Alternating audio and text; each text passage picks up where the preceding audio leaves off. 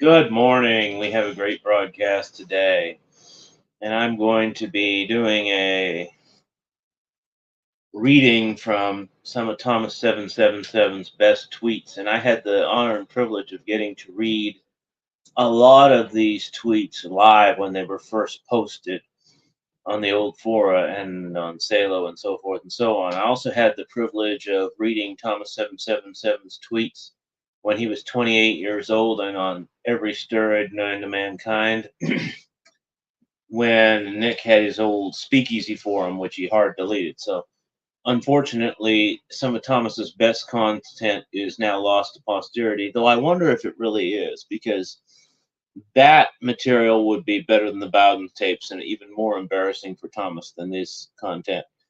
And one of the reasons I want to clarify my intent in reading this is largely for entertainment purposes, but I don't seek to embarrass Thomas because I feel like your past should not embarrass you in any way, shape, or form, or hold you back, be, or allow or necessitate the making of compromises. Because I believe that Thomas777 would be best served not forgetting his past for the most part, and that's my intention as well, and what in making a long record of my past, so that in future others will have to compromise with me and I won't have to compromise with them. And so I believe that Thomas's posts are far less embarrassing than his associations with guys like that tall thin guy named Keith, whatever his name is. He's pretty well known in these circles now, and individuals of that nature at the American Renaissance conferences and so forth and so on. So these e-thoughts and so forth and so on, that's way more embarrassing than these posts. And he continues to associate with some of them. So to me, that's his business. But at the same time, I don't feel like I'm compromising him by reading these posts aloud, because it's his best work. Hanging out with e-girls and Palestinian houris is never going to lead to the creation of great work. So, without further ado, joeclark.org, dossiers, look it up. America is an autistic faggot perched on a custom chopper made out of Legos with a gay nigger riding on the back, destroying everything in its path, while spraying body glitter, anal lube, AIDS blood, and vomit in all directions.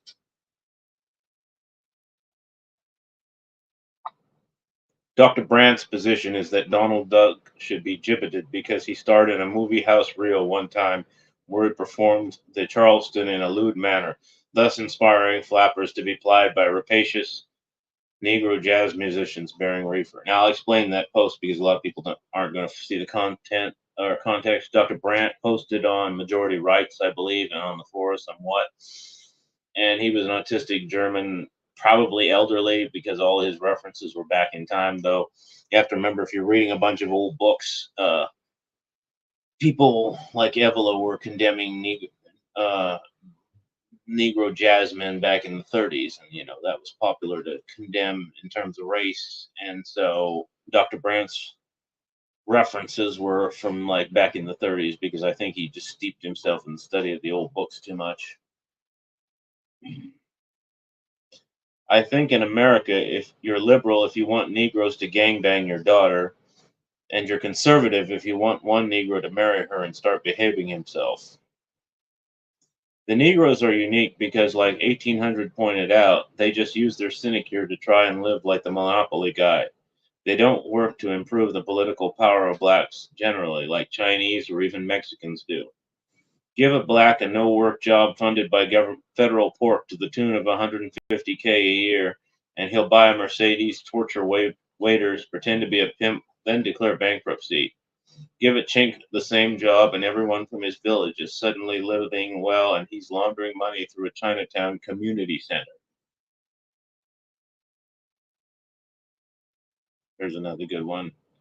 Thomas Friedman wrote an op-ed on that. He caught a Virgin Airlines flight to Calcutta, and when he went to Cinnabon, then he went to Cinnabon, and there he met a rickshaw driver who invented his own job by building a time machine.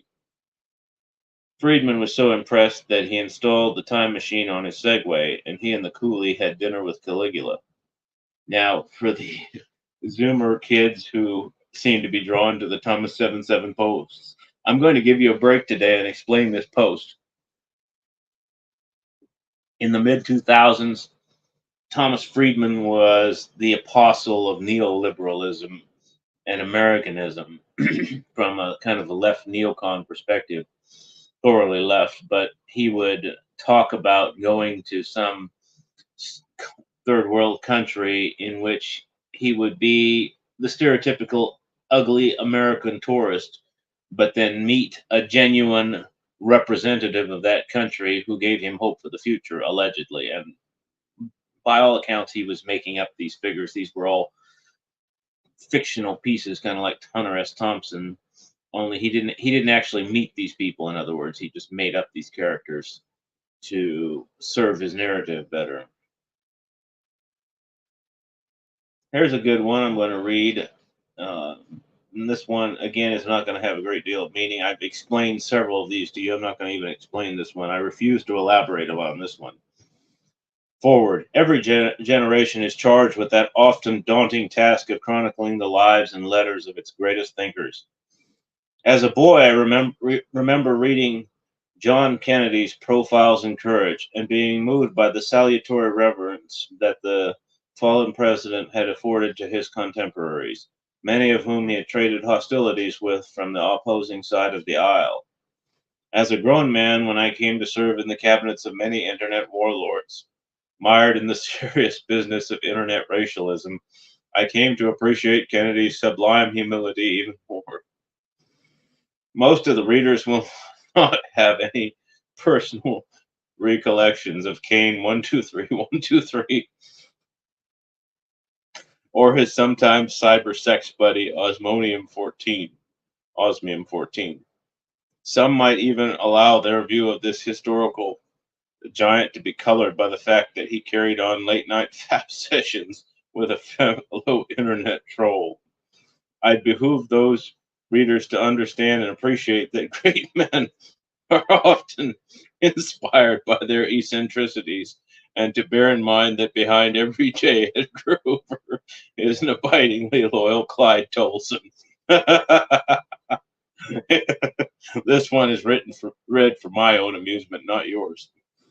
Those of them who do remember the great internet wars that shaped the world we now live in probably remember Kane as the creator of Stupidity Watch, but he was far more complicated than his public image revealed.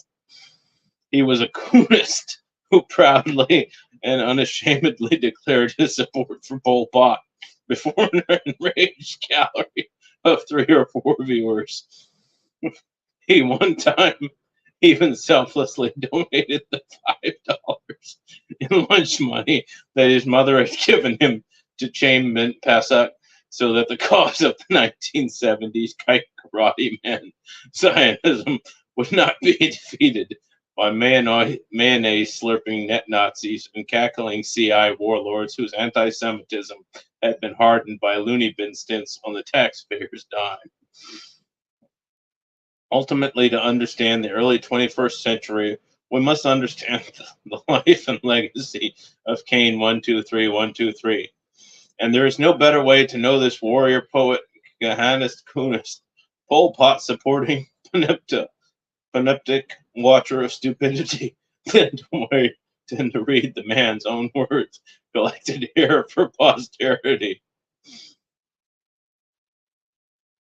And that's a foreword to Kane's alleged memoirs. You're a delusional moron of rare intensity who is afflicted with a particularly infantile narcissism. And to whom he was referring to here, that could be a lot of people, but I think it describes most people. nowadays. People who aren't masochists or mentally retarded don't want to read the shit posts of an elderly LARPer on welfare who whiles away the hours by posting hundreds of times a day on topics dear to him, such as 1. Psychiatric medicines, 2. Underage girls, 3. The laziness of niggers, 4. Being the Scottish overlord of space, Stop laughing. 5. Sophomoric anti-Christian tirades of the kind found written in the linear notes of old King Diamond albums. I can't help You get really hard to understand. it. Again, that's the audience process. I know, okay, I'm trying to listen to it. Keystone is voting for McCain because McCain is a Justice League member in good standing on grounds of his being sodomized with bamboo shoots by slanty-eyed commies many moons ago. He is committed to a tap-out foreign policy. He supports custom choppers, and he has a running mate that reminds over-the-hill users of some broad in their high school that they and their teammates pulled a train on astride a Space Invaders pinball machine at the local watering hole back in '78. The happy ending is that after poking the touchscreen with his increasingly arthritic digits, Keystone can then delightedly seal clap like Sarah Palin's retarded progeny on a Ferris wheel. And what really matters is that voters feel special and appreciated. Rest in peace, Keystone, or Keystone. So a lot of these old guys passed away.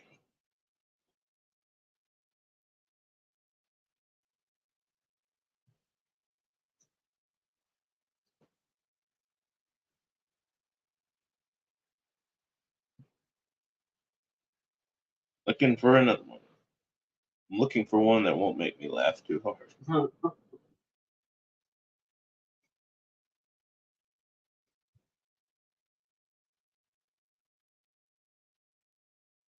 You're assuming that this woman is a rational person. She's not. She's a disturbed ideologue.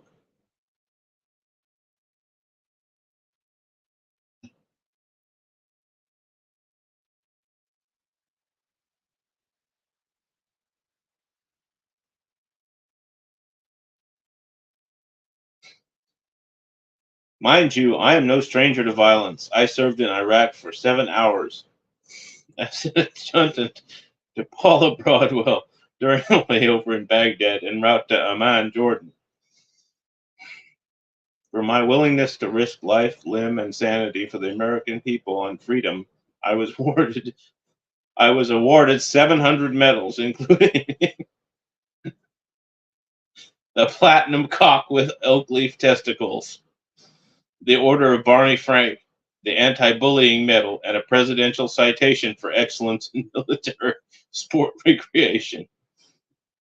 I excelled in felching, which, along with writing My Little Pony fan fiction and knitting, has become one of the officially endorsed sporting activities of the United States military.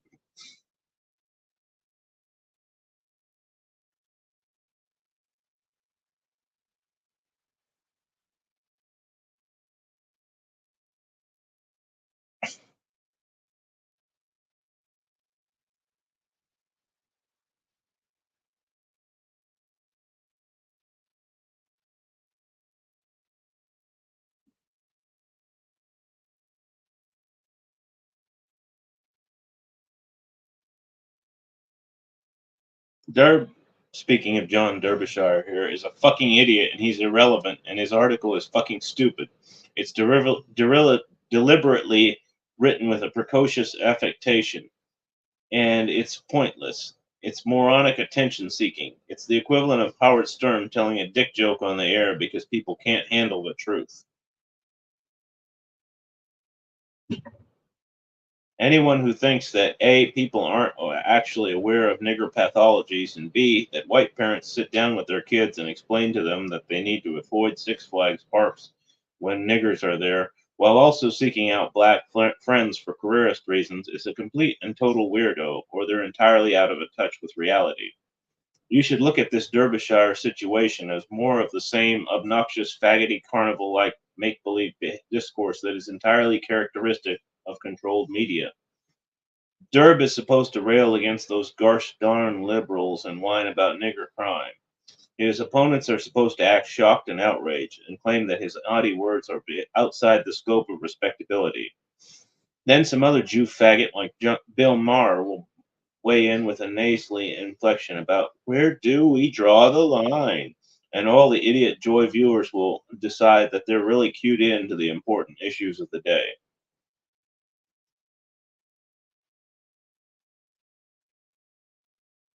And that refers to a piece John Derbyshire wrote years ago about how he had a talk with his Eurasian children about avoiding black people, which was, they didn't take well, obviously.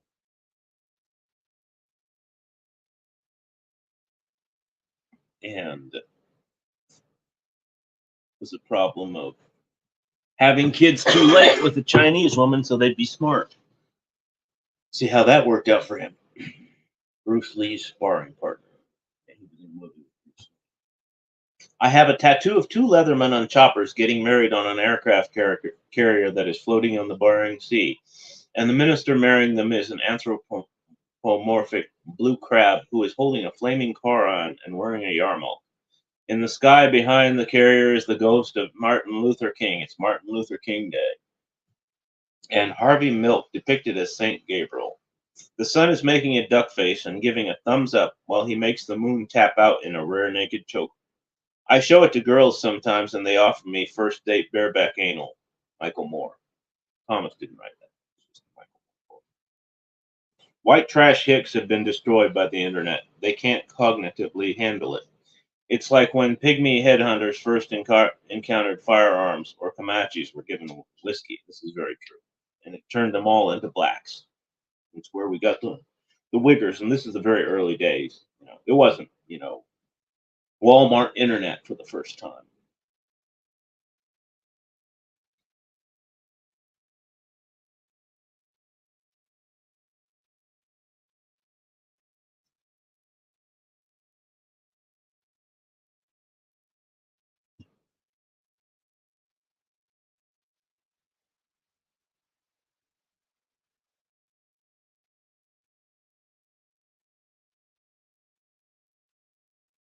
Oh, this is a good one. I forgot about this one. I have met women like this a few times. He's referring to specific gold diggers.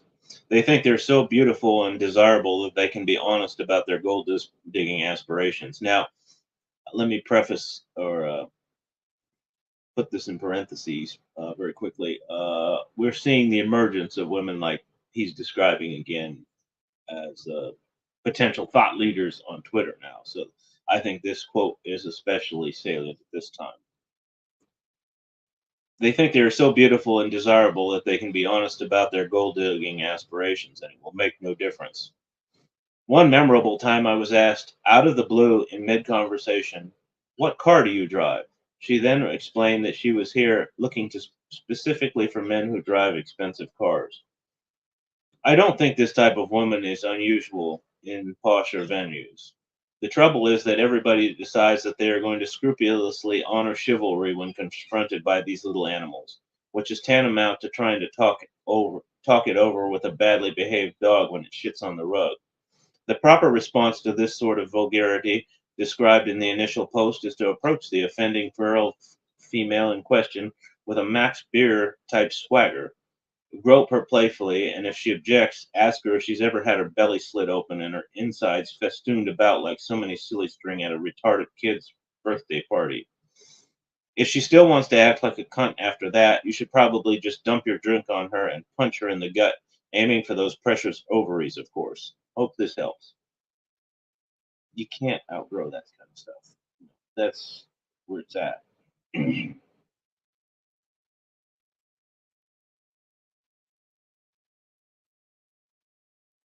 See, way too much TLDR. No, not really, but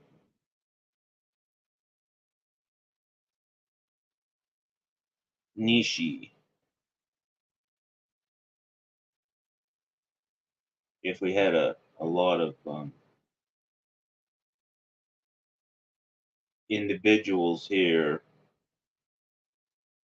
asking about niche, I could come up with some better quotes myself. Much easier. Get this long running dialogue, heroin fueled dialogue with Alex Linder, who Alex Linder anymore is about as well known as I am. He's tried much harder. So that's it. I'm gonna have to come up with my own better than that.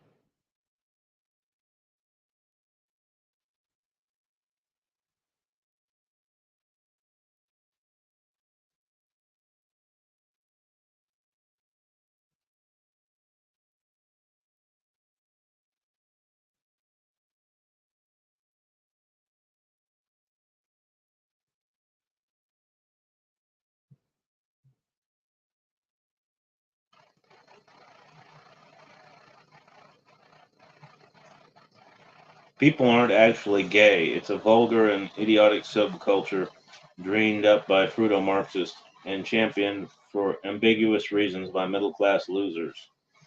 In reality, people who buy into imagined identities like being gay are cultural juggalos. Musto and Harvey Firestein are on the same level as Larry the Cable Guy. It's tawdry garbage for stupid and anti-intellectual people. This is the worst collection I've ever seen. Actually, I didn't make the effort to actually check and see how many quotes this retard had actually bothered to collect of Thomas's works. Like,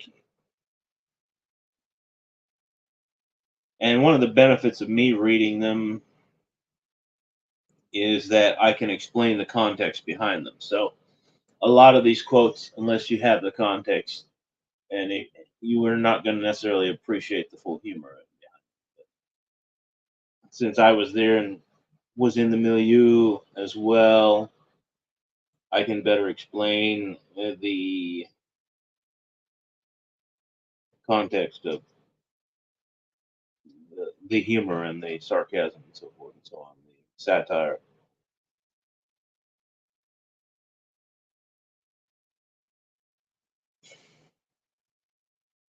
Yes, I'm deeply not impressed with this collection of humor.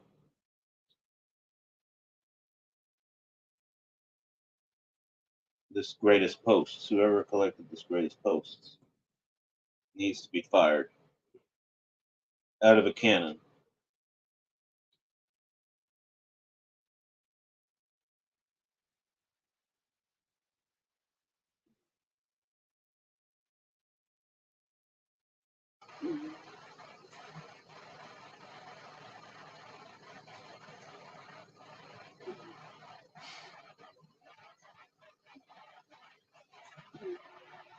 Here's a good post from 2022. I decided there's two kind of men in this world: those who after the apocalypse are going to build harems of beautiful courtesans and live as great and terrible cons, and those who live out their days in abandoned Chuck E. Cheese locations because the animatrons calm their primitive minds.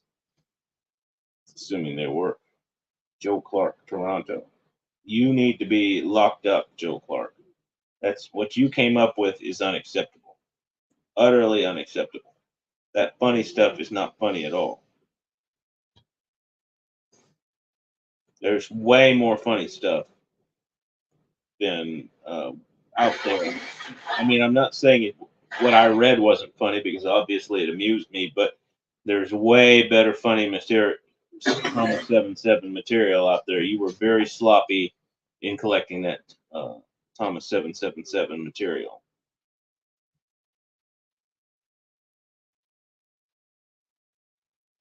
You just post.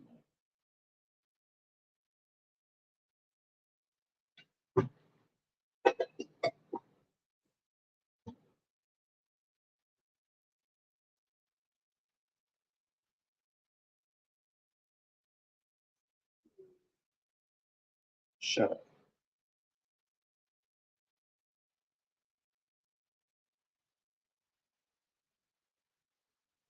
Might do a part 2 to this. We're going live again here in a bit.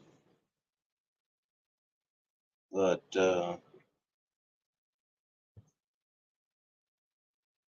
it's too much dot text. I'm gonna have to find some other stuff. For some reason nobody decides to bring up Thomas's legendary roasts of Bronze Age pervert and other individuals. I mean, he's just one of them. But I think if the proper backstory were told behind these roasts, people would find them more amusing than they do, and that's one of the big problems. So I may do that if it's not too much work, because I'm not going to actually endeavor to engage in any physical work about this. But anyway, I think I done a fair number of good ones in there, and about as much as you deserve anyway. Stay tuned. We're going live again here presently.